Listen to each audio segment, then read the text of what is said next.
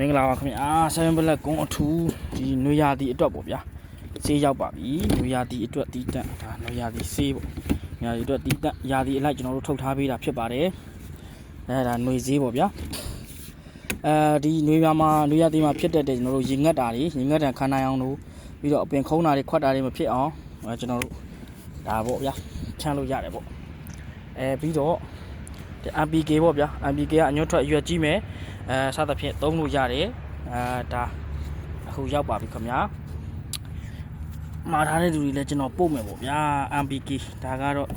တီးနှံစုံသုံးသဘာဝရဖျန်းအားစေးကြီးပေါ့တီးနှံစုံသုံးအကုန်လုံးသုံးလို့ရပါတယ်စဘာပဲပြောင်းနှံအကုန်လုံးသုံးလို့ရပါတယ်ကွန်ထူတစ်ကတော့ဒါကွန်ပေါ့ဗျာ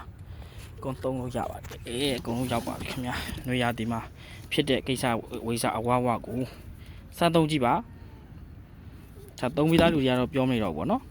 မသုံးရသေးဘူးစောင့်ကြည့်နေတဲ့လူတွေကတော့စမ်းသုံးကြည့်ပါချင်းနေဘယ်လိုရှိလဲဆိုတာကျေးဇူးတင်ပါတယ်